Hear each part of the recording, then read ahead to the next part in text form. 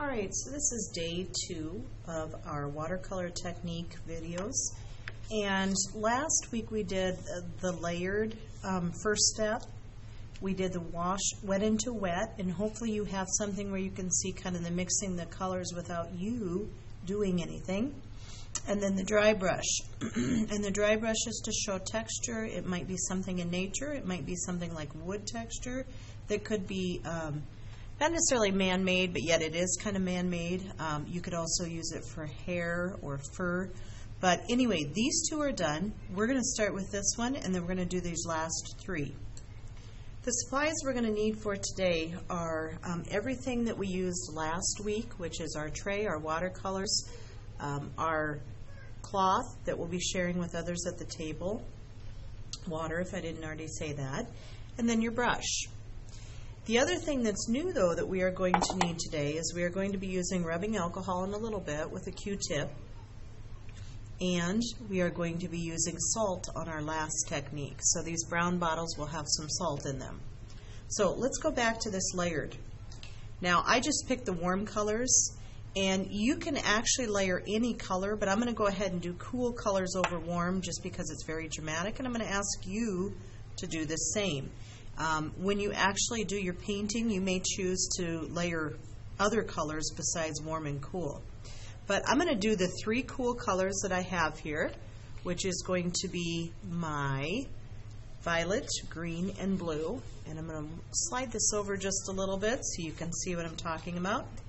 So anyway, I dipped my paintbrush. I'm going to go ahead and start with green here.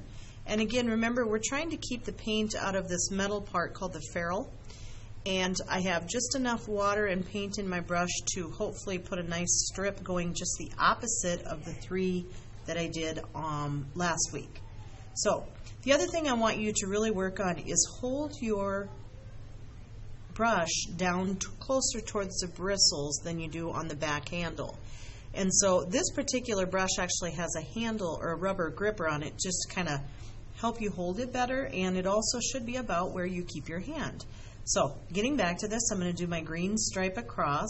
I think that's a little lighter than I wanted, so I'm going to go ahead and load that just a little more with paint and stripe it across.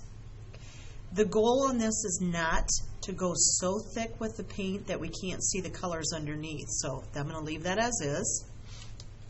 I got my blue towel here just to wipe and clean my brush. In fact, I'm going to show you a little tip here. I went over a little further than I needed to. So I want to clean that up, and I'm going to use my brush to just kind of absorb some of that paint so that it doesn't start running into my next square. You can see there's still a little there, but boy, was I able to lighten that quite a bit. So I'll leave that as is. I'm going to go ahead and do blue now.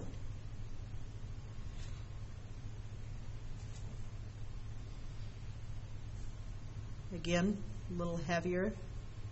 It's always good to start light because you always have that choice to go darker. If I start dark, I don't have as many choices to go lighter. But I like it right about now because I can still see the colors underneath, but I see my blue's pretty intense. So I'm going to clean up, do my last one of purple. And the purple does look really dark. It almost looks black, but that is your purple. And across we go. Now, that is probably dark enough for me, the purple. Let me slide this down a little bit. I also spilled my rubbing alcohol here. But I like my first strip of the purple as is, so I'm going to leave that. And so there you go. We have almost kind of like a, almost looks tic-tac-toe-y, but I have my original 3 stripes going vertical and my last 3 stripes going horizontal. And then I'm going to move on to my gradated. Now, last week we did wet into wet, and the first thing I asked you to do is to wet the paper. We're going to do that again. We're going to wet the paper because I want the paint to move on this paper without me working too hard. So I'm going to go ahead and get this in most of this square wet. It may require a couple of dips in the water. You may use whatever color you would like on this gradated section. I'm going to go with a blue or purple just because I know that's a little easier to see on the camera. And the goal on the gradated wash is to go from dark on the top and lighter as it comes down. Now you can see it's actually starting to just kind of move already. So I can bring that down, but I still have quite a bit of paint in my paintbrush. So I'm going to wash some of this out. And while this is still wet and my paintbrush is wet, I'm going to just kind of drag it along to create a dark to light effect. And this is what we call a gradation or gradated effect. You might see this in your sky. You might see this to cause some interest in something in the background by having it dark up close and have it get lighter in the back, or just the opposite. But I would like you to have something very dramatic like this for your test paper, your paint technique test paper, where it goes from dark to light like that. Okay, the next one is the salt technique. You may use a loaded brush or you may get your paper wet first, but we need a very intense paint on this paper. And so I'm going to go ahead and just kind of gently get this wet. You can see I still have some purple in it. I'm not going to go right to the lines because I don't want these two to run into one another, but I'm just going to give it a little bit of a damp area with my paintbrush. And we'll go with blue on this one. No, I want to go red. Alright, so I'm going to pick up some red, and again I want this to be pretty intense, so I have loaded my brush, again keeping it away from the ferrule or the metal part, and I'm going to go ahead and dip it a couple times. I just want this to be a really dark red. And when I say dark with watercolor, you may be thinking, well, that's not very dark. It's not. It is meant to be, watercolor is light overall. Now you notice I dipped my brush again, but that time I actually dipped it in the water also, because the technique you're going to see is we need plenty of water and plenty of paint. So I'm going to make sure my paint just keeps moving around until I'm ready for the salt. See how it's still moving with my paintbrush?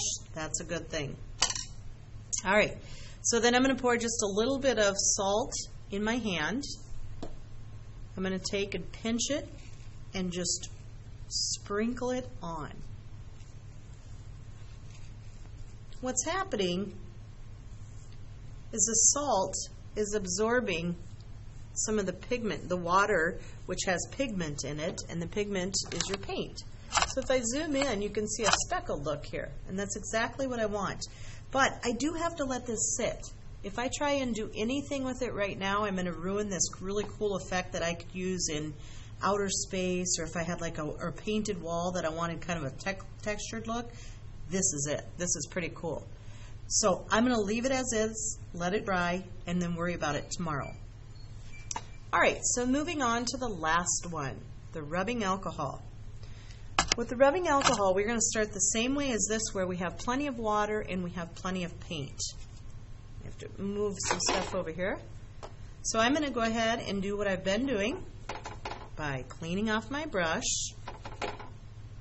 I'm going to moisten my paper.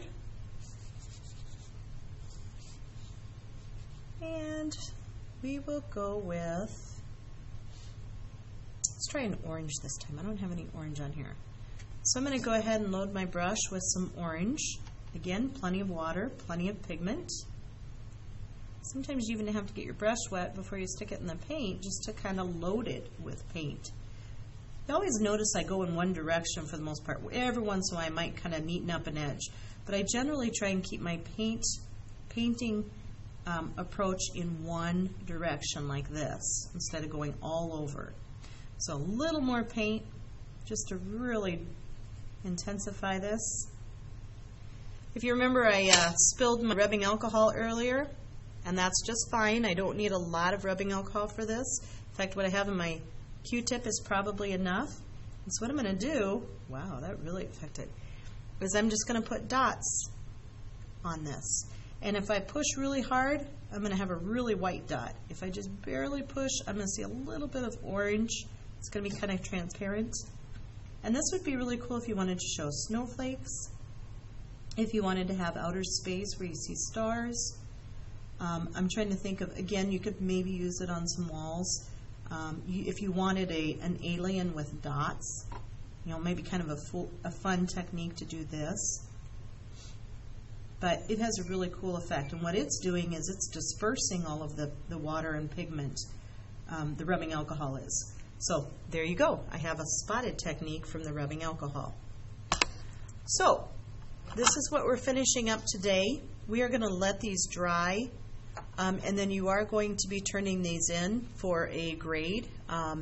I'm not looking that they're perfect, but I'm looking that you've really tried the technique, that I can kind of see you've blended two colors together, you've shown the dry brush, you've got the dots from the rubbing alcohol, you've got the speckly look from the salt, you've got the dark to light, and that you're really making some effort into showing these different techniques. And that is it for this video.